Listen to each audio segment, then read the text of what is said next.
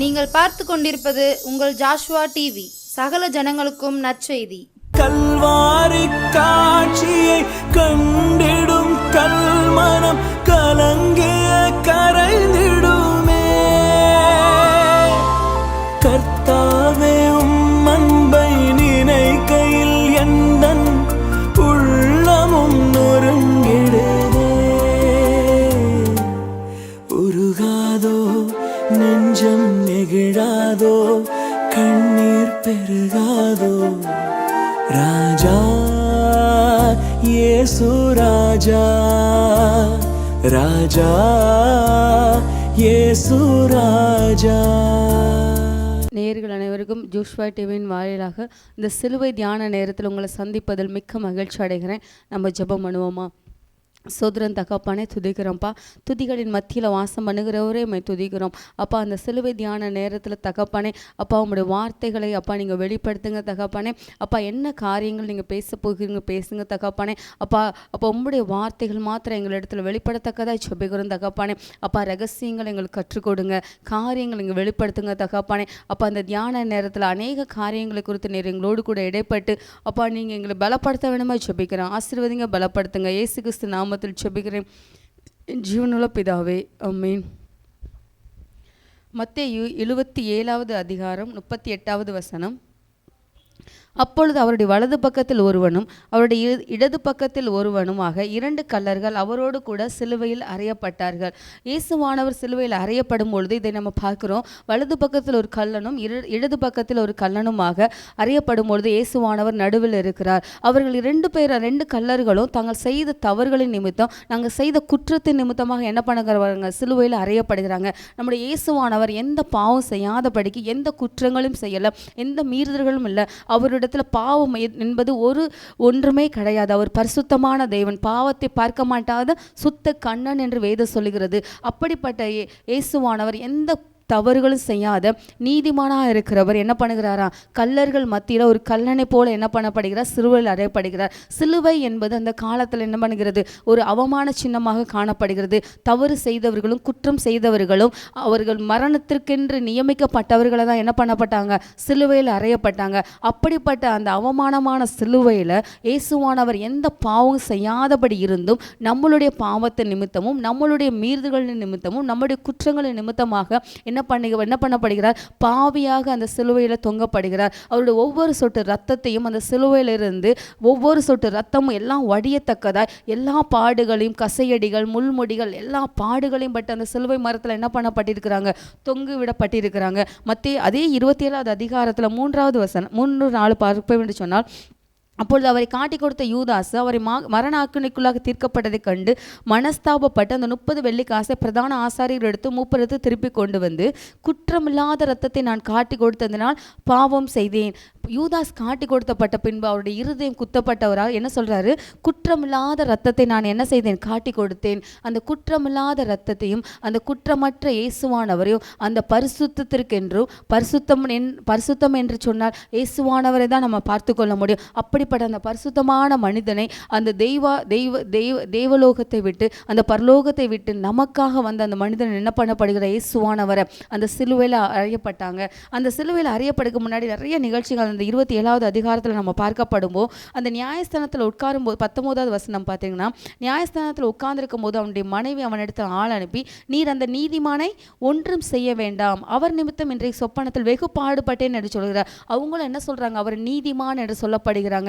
எல்லா விதத்திலும் பார்த்தீங்கன்னா, எந்த விதத்திலும் இயேசுவானவரை குற்றம் சொல்வதற்கு அங்கே காரியங்கள் ஒன்றுமே கிடையாது. அந்த அதிகாரம் ஃபுல்லாக வாசித்தீங்கன்னா நிறைய இடங்கள் என்ன பண்ணியிருப்பாங்க?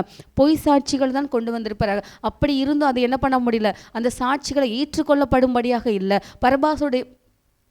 பரபாசை விடுதலையாக்க வேண்டுமா, இயேசுவை விடுதலையாக்குவா வேண்டுமா என்று சொல்லி கேட்கப்படும் போது கூட ஜனங்கள் எல்லாரும் என்ன சொல்லுகிறாங்க? அந்த பிலாத்தின் இடத்துல கிறிஸ்துவை சிலுவையில் அறையும், பரபாசை விடுதலை பண்ணும் என்று சொல்லுகிறாங்க.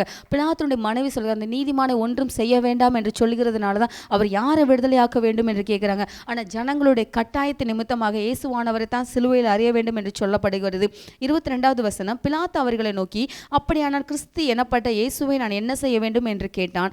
அவனை சிலுவையில் அறிய வேண்டும் என்று எல்லாரும் சொன்னார்கள், தேசாதிபதியோ ஏன் என்ன பொல்லாப்பு செய்தான் என்றான். அதற்கு அவர்கள் அவனை சிலுவையில் அறிய வேண்டும் என்று சொல்லி அதிகமாய் கூக்குரலிட்டு சொன்னார்கள். ஒரு நீதிமானு தெரியும், குற்றமில்லாத ரத்தத்தை காட்டி கொடுத்தேன்னு சொல்லி ஒரு பக்கம் யூதாஸ் புலம்புகிறார். அவருடைய மனைவியான ஒரு நீதிமான் என்று சொல்லுகிறார். பிலாத்தும் கேட்கிறார், அவர் ஒரு பொல்லாப்பும் செய்யவில்லையே, அவர் எதற்காக சிலுவையில் அறியப்பட வேண்டும் என்று சொல்லி. ஆனால் அந்த ஜனங்கள் என்ன பண்ணல, எந்த ஒரு காரியத்தை சிந்தித்து பார்க்கக்கூடிய நிலைமையில் இல்லாதபடிக்கும் இயேசுவானவரை சிலுவையில் அறிய வேண்டும் என்று சொல்லி என்ன பண்ணாங்களாம், அதிகமாய் கூக்குரலிட்டு கொண்டு இருந்தாங்களாம். இயேசுவானவருக்கு எல்லா வல்லமைகள் இருந்தது, வரங்கள் இருந்தது, எல்லாமே இருந்தது. பிதாவை நோக்கி என்ன பண்ண முடியும், அவர் அந்த மரண ஆக்கினைக்குள்ளாக இருந்தோ அந்த சிலுவை பாடுகள் இருந்து அவர் என்ன பண்ண முடியும், வெளியேற்றிக்கொள்ள முடியும். ஆனால் பிதாவோட சித்தம் இதுதான் என்பதை அறிந்தவராக எல்லா காரியங்களுக்கும், எல்லா வேதனைகளுக்கும், எல்லா பாடுகளுக்கும் அமைதியாக அந்த சிலுவையினுடைய பாடுகளை சகித்தார். அந்த சிலுவை என்பது மரணத்திற்காக, மரண ஆக்கினைக்குட்பட்டவர்களை அறையப்படுவதற்காகவே வைக்கப்பட்டுகிறது. அதில் எந்த ஒரு பரிசுத்தவான்களையோ நீதிமான்களையோ அதை கொண்டு போவதற்கு இல்லை. அது தண்டனைக்குரிய ஒரு சின்னமாகத்தான் அந்த சிலுவை காணப்பட்டது. சிலுவை 27வது அதிகாரம் அதே இதில் 30 பார்ப்போம் என்று சொன்னால், அவர் மேல் துப்பி அந்த கோலை எடுத்து அவரை சிரசில் அடித்தார்கள். அவரை பரியாசம் பண்ணி அவருக்கு உடுத்தின மேலங்கியை கழட்டி அவருடைய வஸ்திரங்களை அவருக்கு உடுத்தி அவரை சிலுவையில் அறைய கொண்டு போனார்கள். மற்ற கள்ளர்கள் அவர்கள் செய்த பாவத்தை நிமித்தம் கொண்டு போகப்பட்டாங்க. ஆனால் இயேசுவானவர் எந்த பாவம் செய்யாதபடி இருந்தும் அவரை பரியாசம் பண்ணுகிறாங்க. அவர் அங்கே சுற்றி இருக்கிற அந்த போச்செவர்கள்லாம் அவரை எந்த அளவுக்கு அவரை வேதனைப்படுத்த முடியுமோ, எந்த அளவுக்கு கேவலப்படுத்த முடியுமோ எல்லா காரியங்களும் செய்கிறாங்க. அவர் மேலே துப்புறாங்க, அவர் கோலை எடுத்து அடிக்கிறாங்க, அவரோட சிரசில் அடித்தாங்க, அவரை பரியாசம் பண்ணுறாங்க.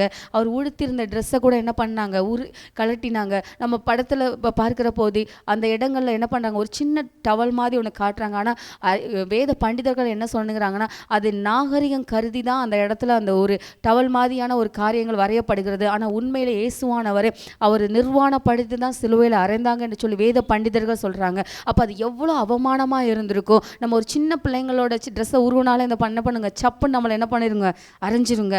அது ஒரு அப்படி இருக்கப்படும் போது இயேசுவானவர் 33 வயது வாலிபனாக இருக்கப்படும் போது அந்த சிலுவை பாடுகளை ஏற்றுக்கொண்டதும் இல்லாமல் நிர்வாணமாக இந்த சிலுவையில் தொங்கப்பட்டு எல்லா பாடுகளையும் பட்டார். எதற்காக? உங்களையும் என்னையும் மீட்பதற்காக, நம்மளுடைய பாவங்களுக்காக, நம்மளுடைய குற்றங்களுக்காக, நாம் செய்த துன்மார்க்கமான காரியங்களுக்காக, நம்ம பரலோகத்தின் மேன்மை இழந்துவிடக்கூடாது என்பதற்காக தான் இயேசுவானவர் என்ன பண்ணப்பட்டார், சிலுவையில் அறையப்பட்டார். பிலிப்பியரில் நம்ம பார்க்கோம், தேவனுக்கு சமமாய் இருப்பதை கொள்ளையாடின பொருளாக எண்ணாமல் தம்மை தாமே வெறுமையாக்கி அடிமையின் ரூபம் எடுத்தார் என்று சொல்லுகிறோம். நம்மளெல்லாம் இந்த காலகட்டத்தில் நமக்கு உயர்ந்த ஸ்தானங்களை கொடுத்து அதிலிருந்து கொஞ்சம் தள்ளி போக சொல்லும் போதே நம்ம என்ன பண்ணுவோம், வேதனைப்படுவோம். ஐயோ, நான் இவ்வளோ பெரிய ஸ்தானத்தில் இருந்தேன், என்ன போய் இப்படி பண்ண சொல்லிட்டாங்களே, என்கிட்ட போய் இப்படி பேசிட்டாங்கன்னு சொல்லிட்டு நம்ம என்ன பண்ணுவோம், அதை ஏற்றுக்கொள்ள முடியாதபடிக்கு, சகித்து கொள்ள முடியாதபடி இருக்கிறோம். ஆனால் இயேசுவானவர் எல்லா காரியங்களையும் பொறுமையாய் சகித்தார், எல்லா பாடுகளையும் பட்டார். எல்லா பாடுகளின் மத்தியில் நமக்கு அநேக காரியங்களை கற்றுக் கொடுத்திருக்கிறார்.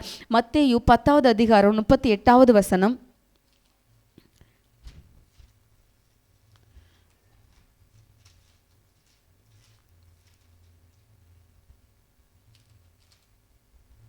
தன் சிலுவையை எடுத்துக்கொண்டு என்னை பின்பற்றாதவன் எனக்கு பாத்திரன் அல்ல. இங்கே சொல்லப்படுகிற இயேசுவானவர் சொல்லுகிறார், தன்னைத்தான் வெறுத்து தன்னுடைய சிலுவை எடுத்துக்கொண்டு வருகிறவன் தான் எனக்கு பாத்திரவான். தன்னை சிலுவை எடுத்துக்கொண்டு பின்பற்றாதவன் எனக்கு பாத்திரவான் அல்ல என்று சொல்லுகிறார். இதில் சிலுவை என்பது இயேசுவானவர் எப்படி சிலுவை மரத்தில் அடிக்கப்பட்டு அந்த சிலுவை தானே சுமந்து கொண்டு போனாரோ அதே போல் நம்ம சிலுவை சுமக்க வேண்டும் என்ற காரியம் இல்லை. சிலுவை என்பது இயேசுவானவர் எப்படி செய்யப்படாத குற்றத்திற்காக, செய்யாத காரியங்களுக்காக தண்டனைகளை அனுபவித்தாரோ, எல்லா பாடுகளை ஏற்றுக்கொண்டாரோ, அதே போல இயேசுவை அறிந்து நம்ம ரட்சிக்கப்பட்ட பின்பு அநேக அவருக்கென்று நடக்க வேண்டும் என்று சொன்னால் அவருடைய சிலுவைகளை நம்ம என்ன பண்ணணும், பின்பற்றப்படணும். அப்போ சிலுவைகளை பின்பற்றுறது என்று சொன்னால் பாடுகளை சகிக்கணும், வேதனைகளை சகிக்கணும், எல்லா காரியங்களும் என்ன பண்ணணும். அவர் பொறுமையாக இருந்தது போல, அது எப்படி மயிர் கத்தரிக்கிற ஆடு சத்தமிடாது இருக்கிற போல இயேசுவானவர் என்ன பண்ணப்பட்டாராம், சத்தமிடாது இருந்தார் என்று சொல்லி ஏசாயாவில் பார்க்கிறோம். ஏசாயா 53வது அதிகாரம்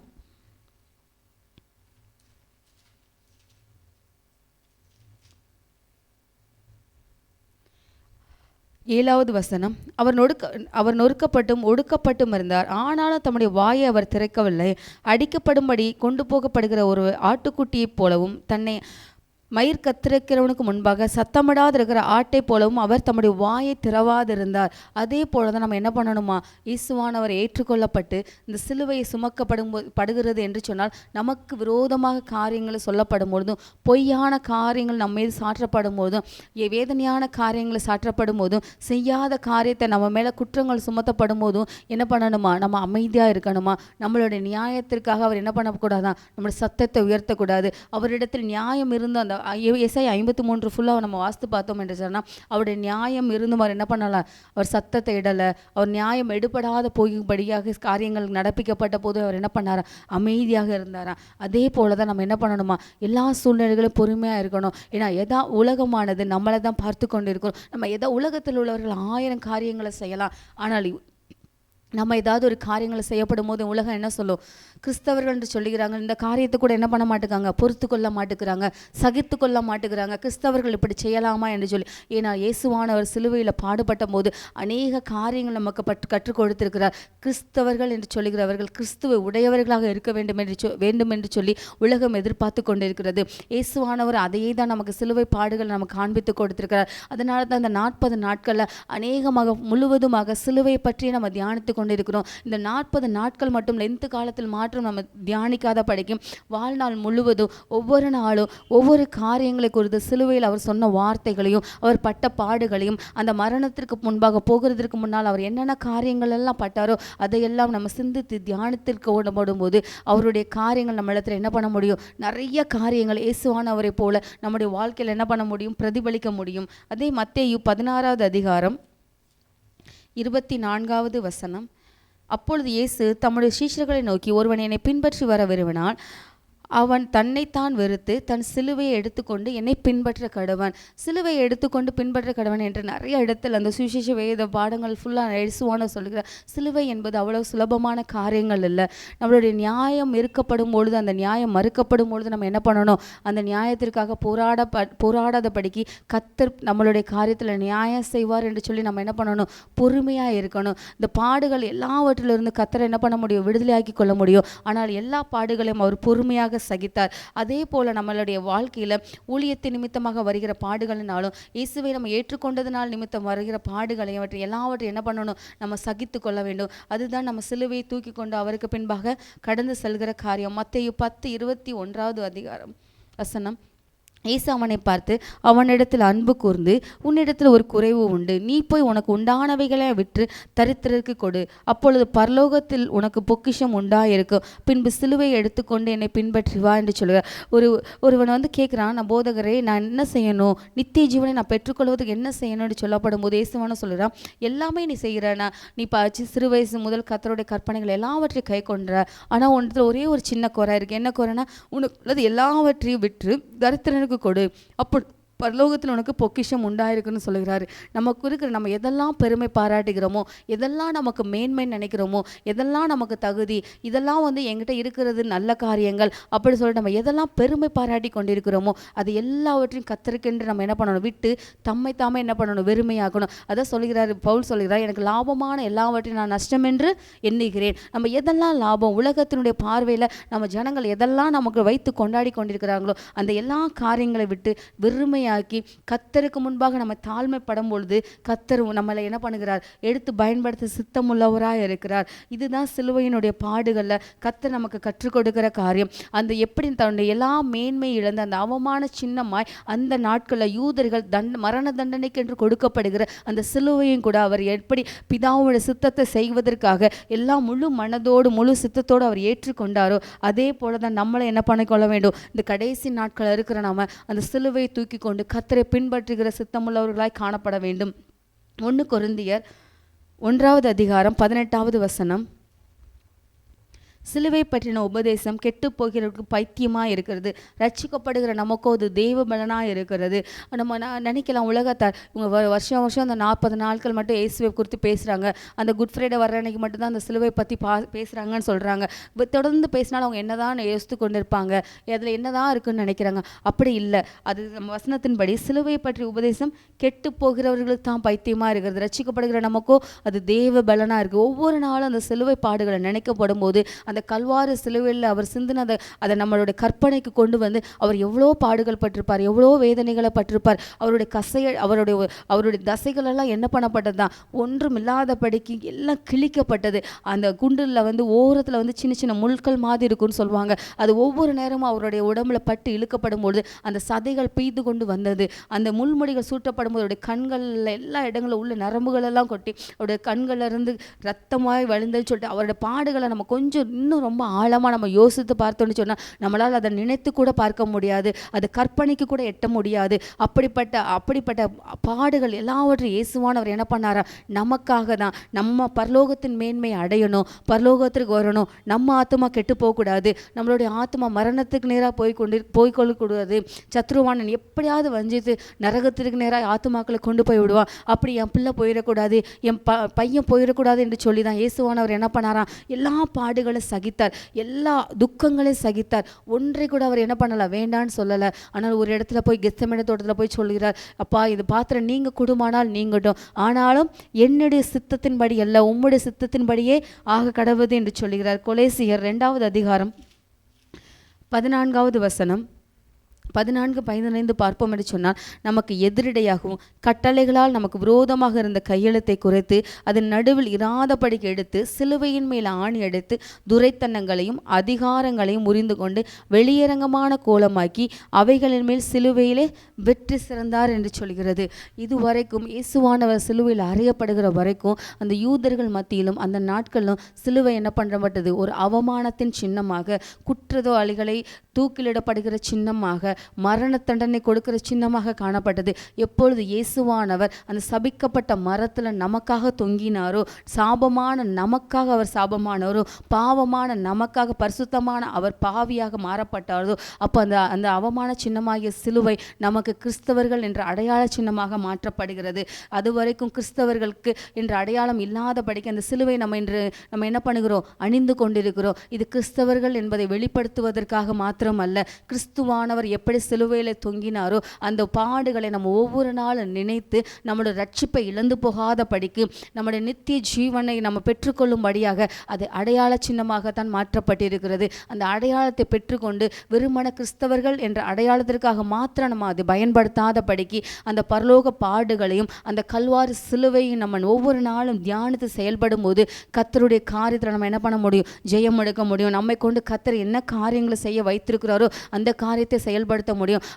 அவர் சிலுவையில் பட்ட பாடுகளுடைய எல்லா காரியத்தையும் நம்ம என்ன பண்ண முடியுமா, பெற்றுக்கொள்ள முடியும். அதான் நமக்கு எதிரடியாகவும் கட்டளைகளாகவும் விரோதமாக இருந்த கையெழுத்தை குலைத்து அதன் நடுவில் இராதபடிக்கு சிலுவையின் மேல் ஆணி அடித்து துரைத்தனங்களையும் அதிகாரங்களை உரிந்து கொண்டு வெளியரங்கமான கோலமாக்கி அவைகளின் மேல் சிலுவையிலே வெற்றி சிறந்தார். சிலுவை என்பது அதுவரைக்கும் மரணத்தின் சின்னமாக, அவமானத்தின் சின்னமாக காணப்பட்டது.